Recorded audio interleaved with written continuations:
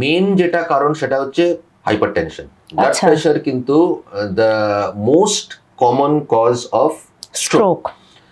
তাছাড়া ডায়াবেটিস মানে uncontrolled blood pressure, তারপরে হচ্ছে ডায়াবেটিস, কোলেস্টেরল বেশি থাকা, তারপরে হার্টের কিছু কন্ডিশন যেখানে হার্ট রেটটা ইরেগুলারলি হচ্ছে, মানে যেটা মানে ছন্দপতন হচ্ছে হার্টের, পতন হচ্ছে, সেই জিনিসটার জন্য অ্যারিথমিয়া।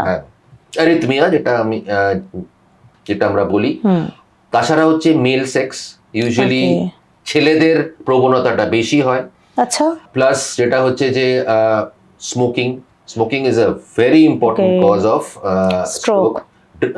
এক্সেসিভ অ্যালকোহল, হার্টের কিছু কিছু মানে জন্মগত সমস্যা থাকতে পারে, যেগুলো আমরা হয়তো বুঝতে পারি না, সে কারণে ইয়াং স্ট্রোকটা ভেরি ইম্পর্টেন্ট। এক্স্যাক্টলি।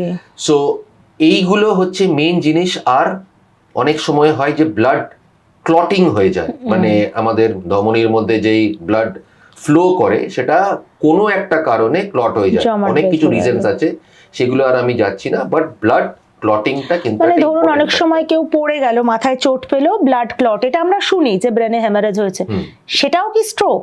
ওটা অ্যাকচুয়ালি হেড ইনজুরি। হ্যাঁ, দুটো ডিফারেন্ট, আলাদা। হেড ইনজুরি ডিফারেন্ট আর স্ট্রোক ইজ ডিফারেন্ট। হ্যাঁ, মানে যদি সবটা দেখতে হয়, পুরো জিনিসটাই আসে অ্যাকোয়ার্ড ব্রেন ইনজুরির আন্ডারে। দুটো ভাগ, স্ট্রোক আর ট্রমাটিক ব্রেন ইনজুরি। সম্পূর্ণ ভিডিওটি দেখতে ভিজিট করুন আমাদের ইউটিউব পেজ দ্য ওয়ার্ল্ড আরোগ্য।